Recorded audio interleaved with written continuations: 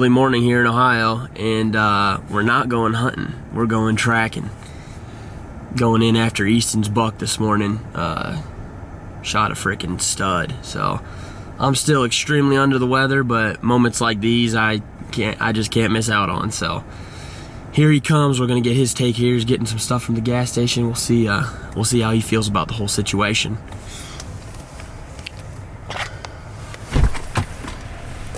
How you feel about it? Well, I need a double shot to rekindle my energy because it was a sleepless night.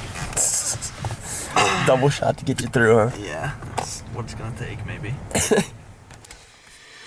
So we just pulled in to the spot where I shot that buck last night, and it was, as you would imagine, a long sleepless night. And you can try to find some consolation in doing the right thing and giving it overnight. However, it doesn't make it any easier. So my hopes are up, but they're not high. I think I put 2 arrows in the deer, which I gotta think, that would be a lethal hit. However, I'm super thrown off by just the way the deer acted, his body language. He just didn't seem to want to go anywhere, and normally I would think that's a good thing, but he just was real calm and flicked his tail, and the last I saw him was as it was getting dark. He took a few steps behind some brush, and that was the last I could see him. So we're waiting on light here. The game plan is to grab the bow, sneak down to the tree, which I guess the bow is in the tree right now, and start there, check the arrows, and yeah, we'll see what we can turn up. If for some reason we think it's a gut shot, we're not finding the deer. At that point, we might call a dog or something, but regardless, we're going to do everything in our power to find it, and obviously that's the goal for us. So a few more minutes and we'll get out of the truck here.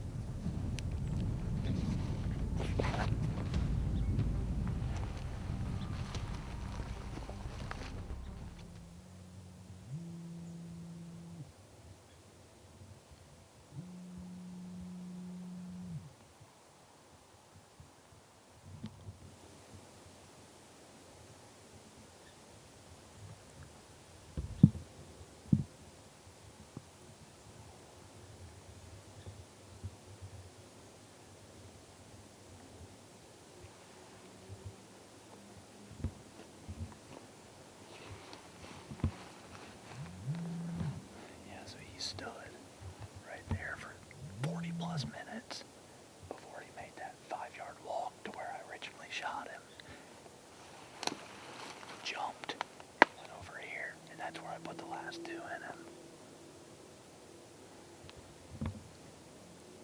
And he just stood down there. Is that 30 yards? Yeah. I was gonna shoot it for 20. I pulled out dude, I was dead set on shooting it for 20, and I had my rangefinder on, and he's standing at 30, and I'm just like, catch it in 27 yards.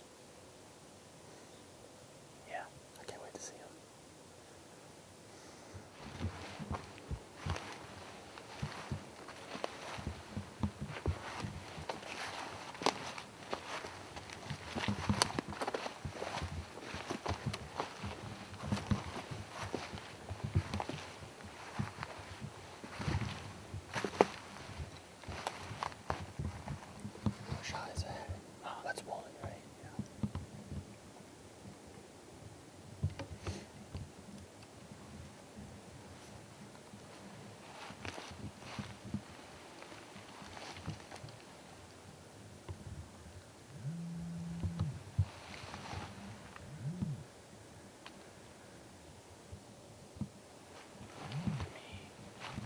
got some moisture on it last night, but like I see particles and like whatever that is.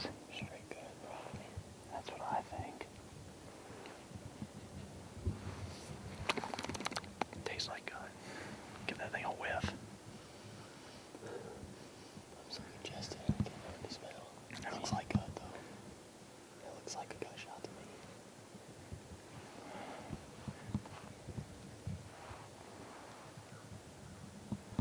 There's white hair on it.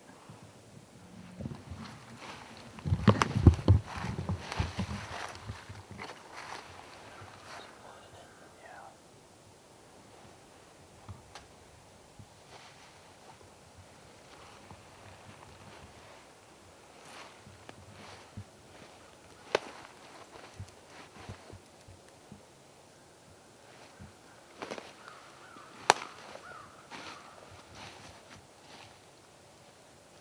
A lot of blood right here. So,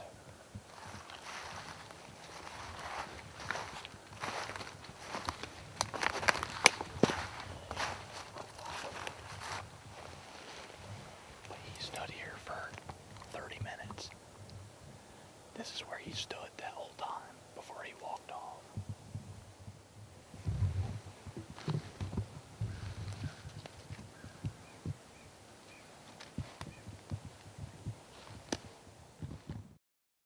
Good. My impatience is killing me, and we ended up going in there this morning. As you saw, found a couple spots of blood. So the original shot did hit him, pretty much confirmed guts. And then the second shot that I thought was another, abdomen shot, ended up hitting a large limb and snapped the arrow and missed him entirely. And then the third arrow also had blood on it. So he's been hit at least twice. We ended up finding those couple spots of blood and pushed an additional probably 50 yards. However, it didn't really rain overnight, but there was just so much moisture and mist that I think the smaller spots that we would have used to blood trail it are kind of gone now. So we ended up just backing out, playing it safe, and calling a dog. So it may seem like we use dogs often, and that may be indicative of poor shots. However, I like to think that we just consistently err on the side of caution. I think we could have went in there and started grid searching and maybe turned up the deer, and that's probably what a lot of people would have done. However, we're just trying to stack the odds in our favor at this point, call the dog, and let a nose that's better than our eyes do it for us. So right now we're getting ready to head back that way. We got some food here, and yeah, we're gonna get out there, and hopefully at some point this afternoon we got a dog out there and we can turn this guy up.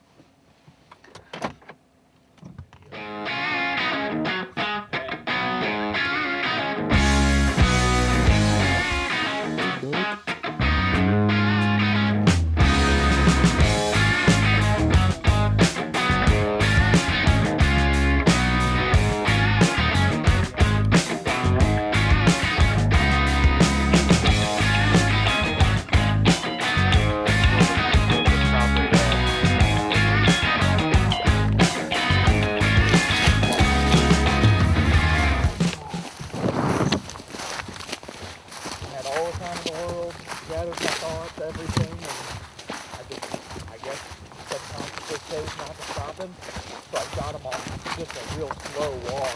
He took a step as I shot.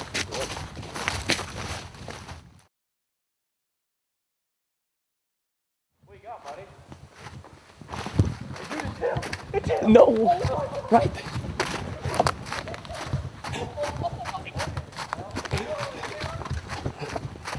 How did he must have looped around, dude? He must have looped around. How did we not see this thing? What the heck? Right here. That was, well, that was quick. Dude, the blood trail went that way. What the heck, dude? What? I'm so confused. What just happened? It took 30 seconds. The dog knew. He just hit The it. wind was going this way anyhow, He so. winded it. Holy crap. Good boy. Dude. Monster. Yikes. That's a freaking stud, man. Here's a shot through his leg. Maybe that's where it deflected that one. Or that's why he was limping and walking. Maybe. That might be a gunshot. Yeah. Yeah. Dude, what? Oof. Dude! That's a stud, dude. That's a good deer. The frame on that thing. You guys were how close this morning? Oh my We walked god. right here.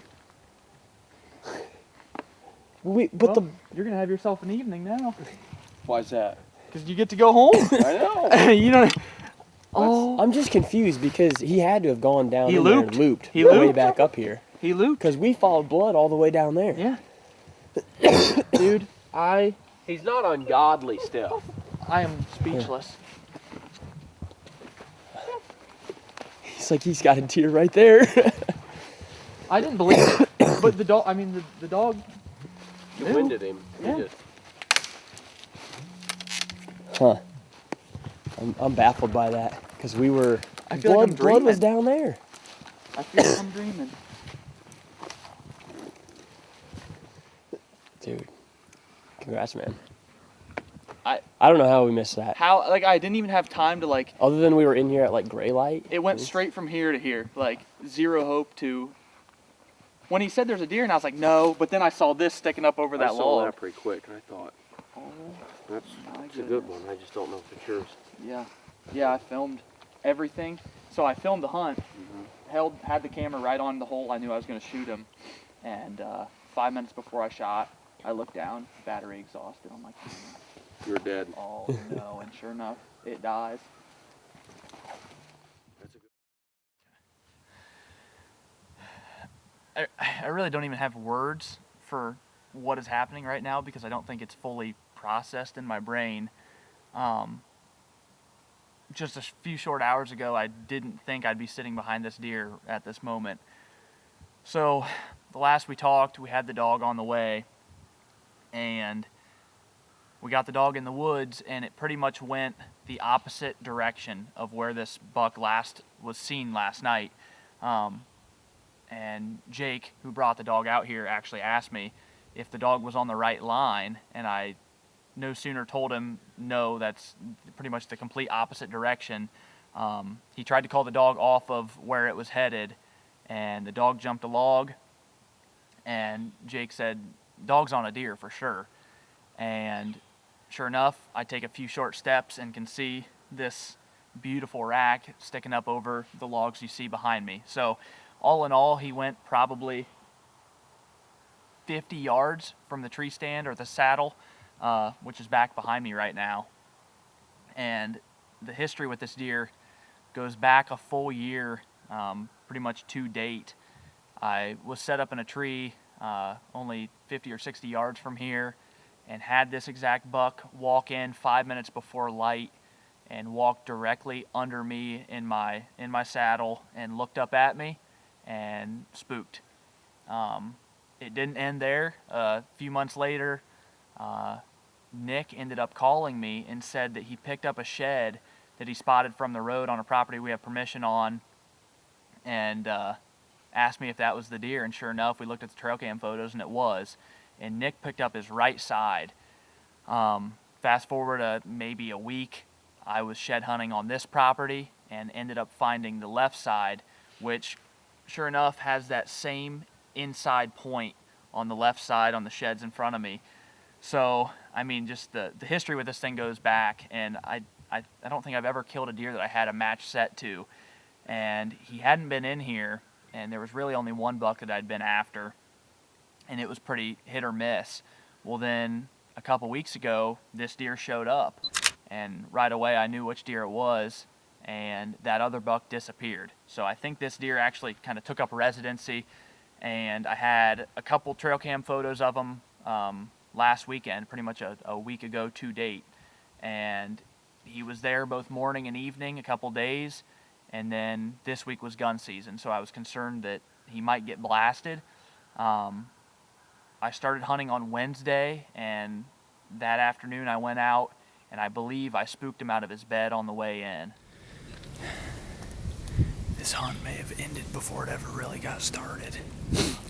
I plan on just getting on the edge of this cornfield to cut corn and catching some of these deer working out to it this evening.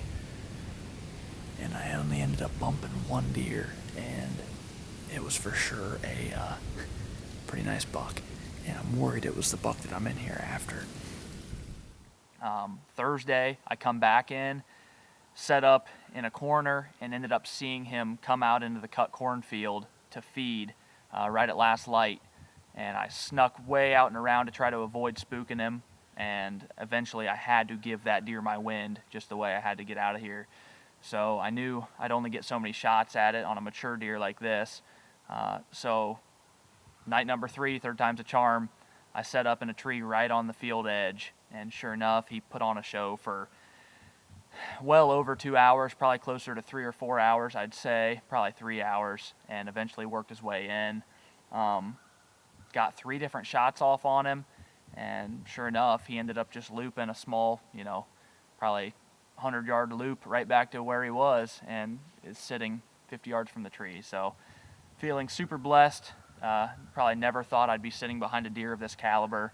And just a few nights ago, I was in a completely different mind frame, just feeling defeated, frustrated, and actually told my wife I couldn't possibly put any more time or money into this, and just didn't feel like I was getting the payout that you don't feel like you should deserve, but in a way you feel like you deserve. I mean, these animals don't owe anything to us, but at the end of the day, when you're investing that much time into them, and you're seeing all these other people having success, it's pretty frustrating. So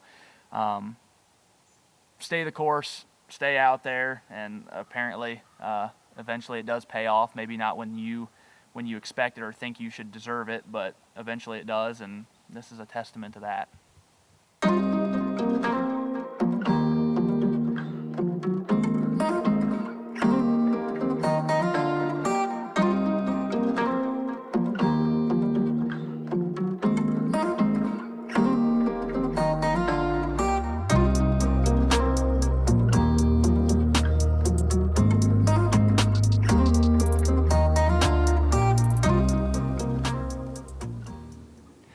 So we're taking the deer out of his, I guess, domain, kingdom, for the last time. We're about to drag it the last 60 yards to the truck.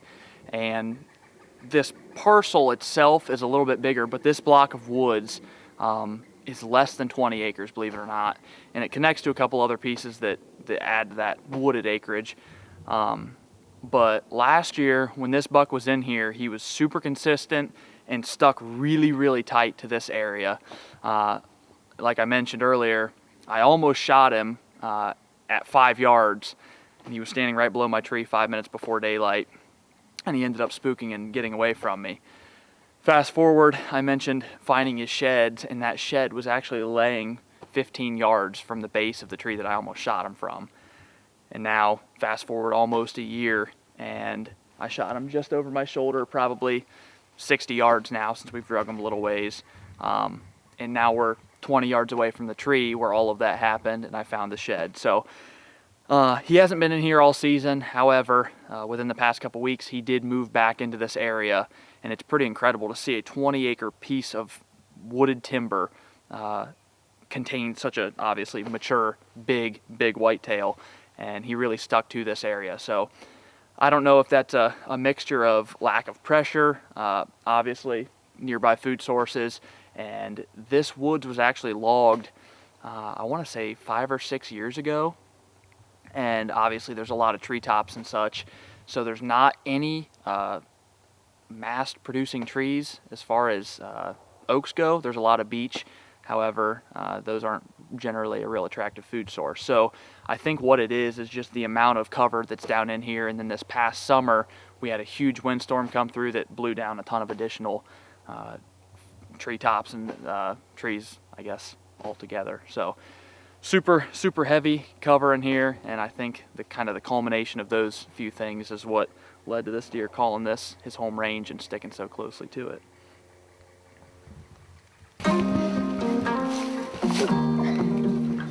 Yeah.